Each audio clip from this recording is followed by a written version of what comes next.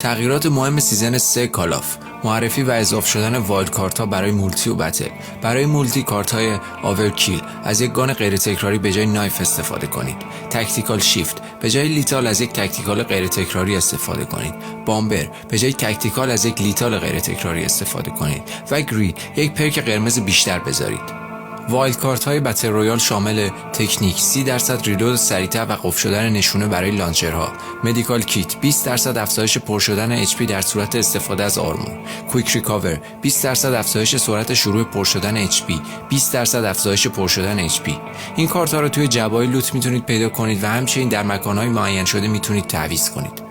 اضافه شدن قابلیت گرم کردن قبل بازی، تا وقتی مچ رنک مولتی شروع بشه میتونید تمرین فری فورال بازی کنید. رکورد گیم پلی مولتی توسط خود بازی با کیفیت HD بدون استفاده از حافظه گوشی. صحنه‌های بازی شما توسط خود بازی ضبط میشه و بعد از اتمام مسابقه میتونید بررسیش کنید. حذف شدن کلاس‌های غیبی، ترپ و دسپرادو و اضافه شدن کلاس‌های تریکستر، مکانیک، آتیشی و مدیک. لژند رایگان هم برای امسال اضافه شده و هنوز مشخص نیست که نوع مدلش چی است. با اختلاف تخصصی ترین پیج کال آف دیوتی موبایل ایران هستم.